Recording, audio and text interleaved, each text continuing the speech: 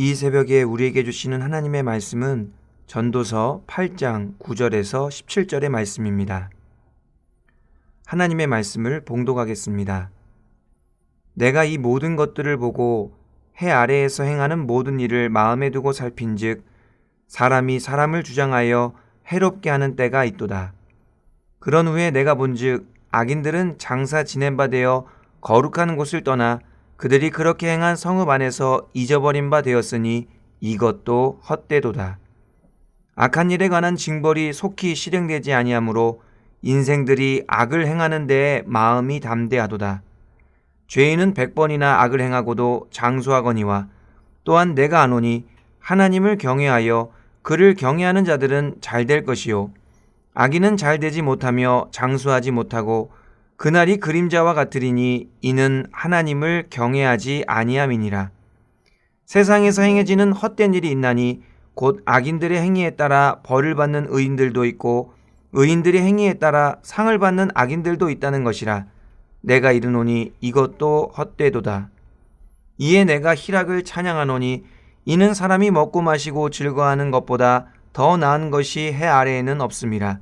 하나님이 사람을 해 아래에서 살게 하신 날 동안 수고하는 일 중에 그러한 일이 그와 함께 있을 것이니라. 내가 마음을 다하여 지혜를 알고자 하며 세상에서 행해지는 일을 보았는데 밤낮으로 자지 못하는 자도 있도다. 또 내가 하나님의 모든 행사를 살펴보니 해 아래에서 행하지는 일을 사람이 능히 알아낼 수 없도다. 사람이 아무리 애써 알아보려고 할지라도 능히 알지 못하나니 비록 지혜자가 아노라 할지라도 능히 알아내지 못하리로다. 아멘. 오늘은 나는 확실히 아네 라는 제목으로 하나님 말씀 전하겠습니다. 오늘 말씀에서 전도서 기자가 주장하는 허무함은 악인에 관한 것입니다. 전도서 기자가 살아가면서 악인에 대해 많이 관찰한 것 같습니다. 악인이 어떻게 살았는지, 그들의 행동에 대한 보응은 어땠는지, 그들은 언제 어떻게 멸망했는지를 살펴본 것 같습니다. 그래서 성도들이 악인에 대해 어떤 태도를 가져야 하는지를 잘 말씀하고 있습니다. 먼저 악인들이 활동하는 시기가 있다고 말씀합니다. 9절 말씀입니다.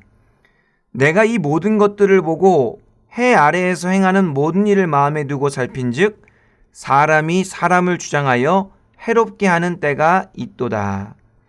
여기서 사람이 사람을 주장한다는 것은 다스린다, 통치하다는 뜻입니다. 악인이 통치하다 보니까 사람들에게 해를 입히게 하는 때가 있다는 것입니다. 항상 선한 사람만 다스리는 것이 아닙니다.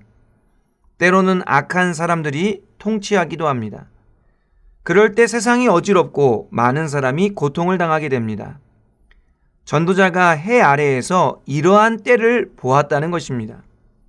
그런데 10절 말씀에 보니까 그런 악인들도 결국에는 세상을 떠나게 됩니다. 그리고 그가 악한 일을 저질렀던 성읍 안에서 결국에는 잊혀지게 된다는 것입니다. 아무리 악명이 높았던 사람이라 할지라도 다 사라지게 되니 이것도 헛되다라고 말씀합니다. 11절부터 12절 말씀에서는 전도자가 자신이 관찰한 악인들의 삶에 대해 말씀합니다. 11절 말씀에 보니까 악한 일에 대한 징벌이 빨리빨리 이루어지지 않으니까 사람들이 담대하게 악을 행한다라고 합니다. 징벌이 안 이루어지니까 겁을 상실했다는 것입니다. 그리고 12절 말씀에 보니까 악을 많이 행했는데도 오래도록 사는 죄인이 있었다고 합니다. 전도서 기자가 보니까 악인들의 삶이 때로는 이해가 안 되는 경우가 있었다는 것입니다. 아무리 생각해봐도 납득이 안 갔다는 것입니다. 뿐만 아니라 14절 말씀에도 같은 맥락이 나옵니다. 악인들 때문에 의인들이 벌을 받게 되는 상황도 있었다고 합니다. 반대로 의인들 때문에 악인들이 상을 받게 되는 경우도 있었다는 것입니다. 이렇게 말도 안 되고 상식적으로 이해할 수 없는 상황들이 있었다라고 전도서 기자가 말씀하고 있는 것입니다. 그렇지만 이런 와중에도 확실히 아는 것은 무엇입니까? 12절 13절 말씀입니다. 12절 중간에 보니까 또한 내가 아노니 하나님을 경외하며 그를 경외하는 자들은 다 잘 되었다는 것입니다. 또한 13절 말씀에 보니까 하나님을 경외하지 않는 악인들은 결국에 잘 되지 못하며 장수하지도 못하고 그날이 그림자처럼 사라질 것을 안다라고 말씀합니다. 정리하면 전도자가 악인들의 삶을 관찰해 보니까 이해가 안 가는 모습들이 많이 있었지만 그래도 확실한 것은 하나님을 경외하는 자들은 잘 되고 그렇지 않은 사람들은 망한다는 것입니다. 겉으로 보기에는 진리의 공식이 우리의 삶 속에서 이루어지지 않는 것처럼 보이기도 합니다. 악인이 잘 되고 의인이 망하게 되는 게 그런 경우입니다. 그렇지만 현상적으로는 그렇게 보인다 할지라도 마음으로는, 믿음으로는 진리가 이루어질 것을 안다는 것입니다. 하나님께서 의인을 잘 되게 하시고 반드시 악인을 망하게 하실 것을 믿는다는 것입니다. 그러한 진리를 확실히 안다라고 전도서 기자가 고백한 것입니다. 그러면서 전도서 기자는 해 아래에서 가장 행복한 삶을 권면합니다. 15절 말씀에 보니까 그것은 하나님의 은혜 안에서 먹고 마시며 즐거워하는 것이 가장 좋은 것이다 라고 말씀합니다. 악인들의 삶이 이해가 안 되어서 괴롭고 힘들어하는 것보다 주님과 동행하면서 수고의 떡을 먹고 마시는 것이 가장 행복한 삶이라는 것입니다. 이 세상에는 이해할 수 없는 일들이 많이 있습니다. 16절 말씀에 보니까 그러한 일들을 다 깨달을 수가 없어서 밤낮으로 자지 못하는 사람들도 있다라고 말씀합니다. 자지 않고 밤낮 연구해도 절대 알 수 없는 것들이 있습니다. 그래서 결론이 17절 말씀에 보니까 하나님께서 하시는 일들은 아무리 애를 써도 다 이해할 수가 없다는 것입니다.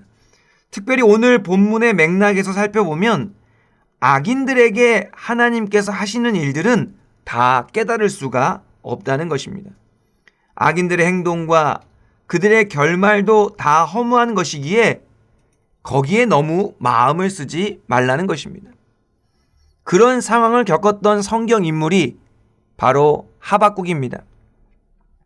하박국은 악인이 의인을 압제하고 정의가 굽게 행해지는데 하나님께서는 도대체 뭐하고 계시느냐고 따졌던 선지자입니다.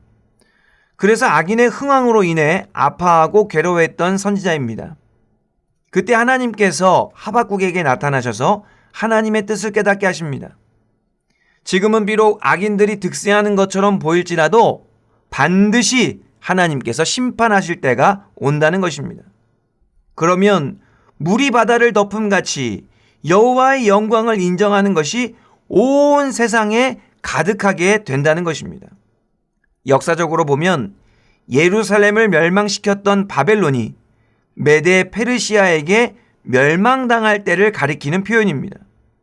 하박국이 이러한 하나님의 경륜을 깨닫고 그 유명한 노래를 부른 것입니다. 비록 무화과나무가 무성하지 못하며 포도나무에 열매가 없으며 감람나무에 소출이 없으며 밭에 먹을 것이 없으며 우리의 양이 없으며 외양간에 소가 없을지라도 나는 여호와로 말미암아 즐거워하며 나의 구원의 하나님으로 말미암아 기뻐하리로다. 아멘. 비록 눈앞에는 악인들이 득세하여 정의가 굽게 행해진다 하더라도 하나님 한 분으로 말미암아 기뻐하겠다는 것입니다. 전도서 기자가 관찰하고 고백했던 것처럼 이 땅에서는 이해할 수 없는 일들이 많이 있습니다. 거기에 집중하다 보면 마음을 빼앗기고 어려워지게 됩니다. 그래서 전도서 기자는 우리가 알 수 있는 것, 우리가 확실히 아는 것에 집중하라고 권면합니다. 찬송가 310장은 우리가 알 수 있는 것과 알 수 없는 것을 분명하게 말해줍니다. 우리가 알 수 없는 것은 하나님께서 이 쓸데없는 자를 왜 은혜로 구속하여 주셨는지입니다. 부족한 자에게 왜 굳센 믿음과 또 복음을 주셔서 마음을 항상 편하게 해주시는지, 연약하고 모자란 자에게 왜 성령을 주시고 마음을 감동해 주시는지 알 수가 없습니다. 그래서 여기에 너무 집중하면 안 된다는 것입니다. 그렇다면 반대로 확실히 아는 것은 무엇입니까? 주님께서 우리의 모든 형편을 다 아신다는 것. 주님께서 언제나 우리를 보호해 주신다는 진리입니다. 비록 지금 눈앞에 보이는 상황은 하나님께서 외면하시는 것 같고 하나님께서 보호해 주시지 않는 것처럼 보인다 할지라도 우리 주님은 그런 분이 아니라는 것을 확실히 안다는 것입니다. 눈에 보이는 것에만 집중하다 보면 상황과 환경에 함몰될 수 있습니다.